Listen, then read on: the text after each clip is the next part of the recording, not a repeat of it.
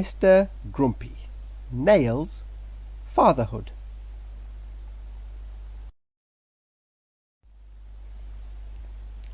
This is Mr. Grumpy.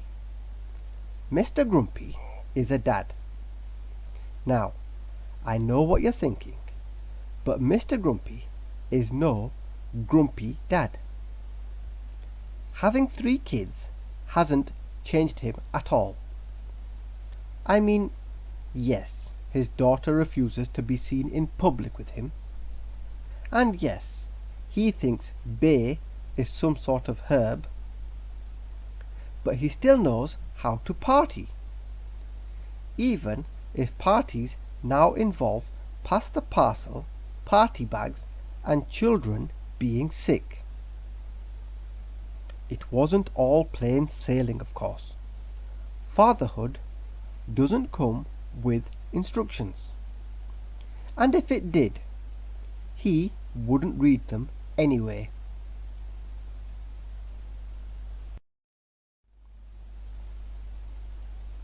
It was another normal Saturday morning. Creak went the bedroom door. Pitter-patter went the tiny feet. Ouch, went Mr. Grumpy, as a toddler shoved a Lego brick up his nose. Time to get up and ferry the kids to their long list of clubs, parties and playdates, while his wife locked herself in the spare room for her fortnightly lie-in. But really, how hard could it be? It was just like being a taxi driver. If your passengers didn't pay you, made you play the same song on repeat, and wrote rude words on the car window.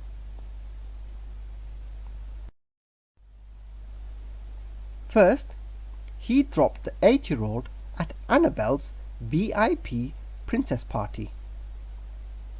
He'd forgotten to buy a present and hoped Annabelle had put a multi-pack of crisps from the petrol station on her wish list. Next stop, trampolining, but only after a tense negotiation with the 4-year-old, where she insisted on wearing her Teenage Mutant Ninja Turtle costume under her leotard, followed by swimming, where she insisted on wearing jeans.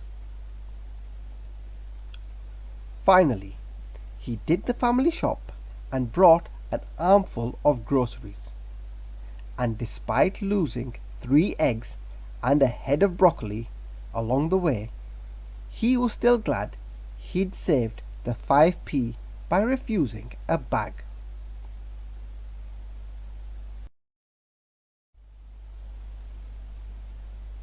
Still, plenty of time to get lots of stuff done, thought Mr. Grumpy.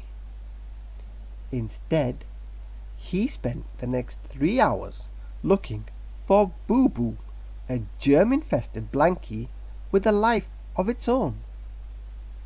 And he completely ran out of time to put that blimmin' shelf up.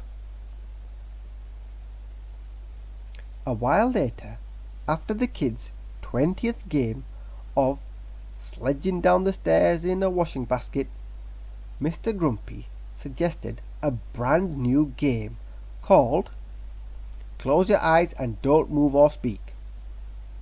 It turned out that Mr. Grumpy was especially good at this one, and was just nodding off when he heard the sound of the letterbox.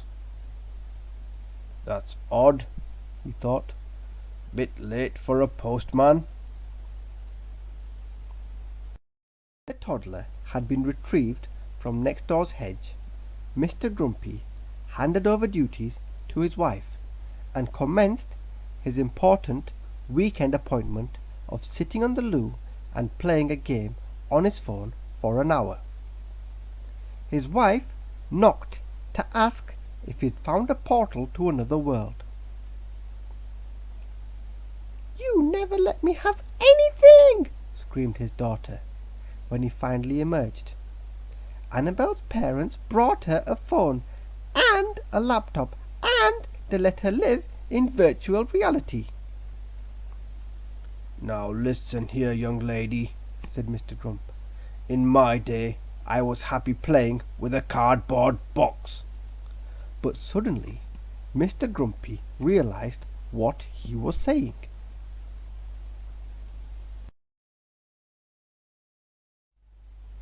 "I am a grumpy dad."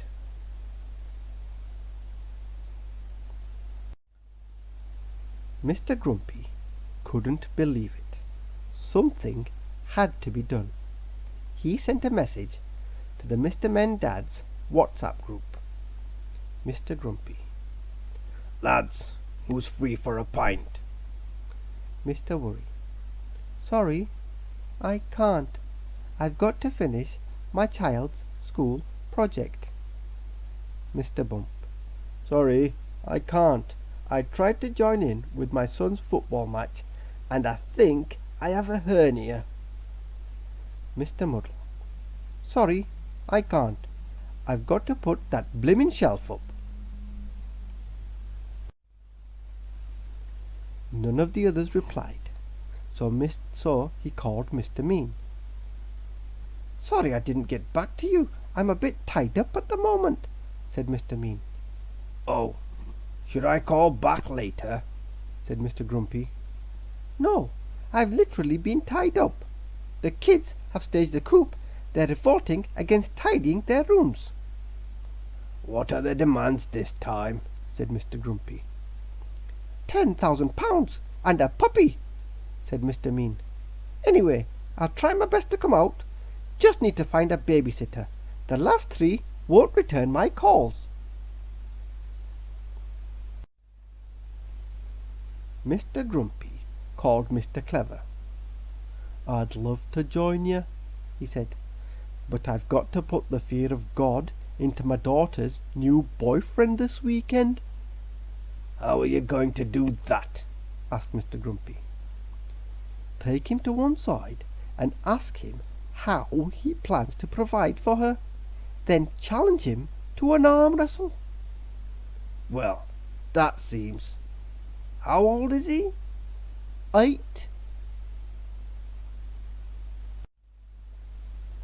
Mr. Grumpy wasn't getting very far, so he decided to try Mr. Cool. Mr. Cool didn't have children. He just had freedom and a disposable income. "Hey," said Mr. Cool, "I'm just flying my private jet over the Andes, going for a brunch at this great new pop-up." "I can't get anyone to come out," moaned Mr. Grumpy. That's because you're thinking too small, said Mr. Cool. What you need is an epic, spontaneous, legendary night out. "An epic night out," thought Mr. Grumpy. They hadn't done that for years. Not since Magaluf and the curious incident of Mr. Silly and the inflatable banana in the night time.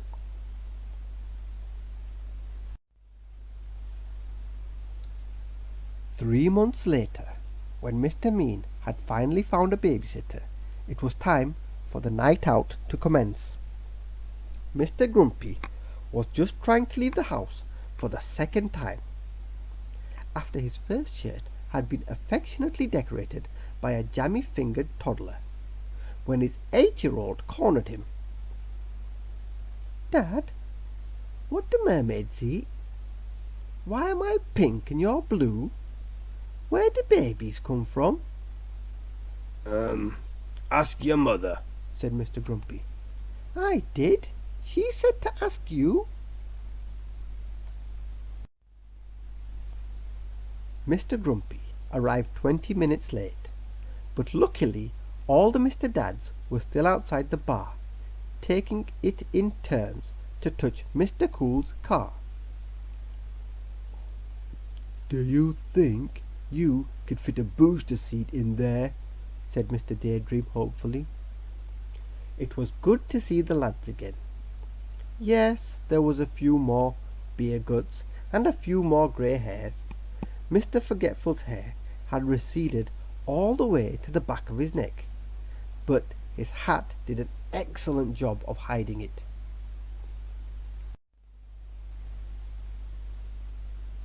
They hit the dance floor and pulled out all the classics. The lawnmower, the sprinkler, the robot, the running man, the stumbling man, the falling over man, the too old to be in this club man. It was 11 p.m. and Mr. Cool went to get another round.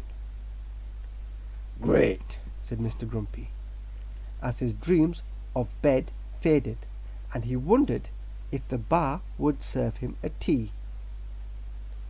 I probably need to go if I'm going to make the last train, said Mr. Good. I think I need to go to hospital, said Mr. Bump, nursing his hernia. Shall we have a little sit down? said Mr. Lazy. Mr. Cool returned from the bar, and what do you think he saw?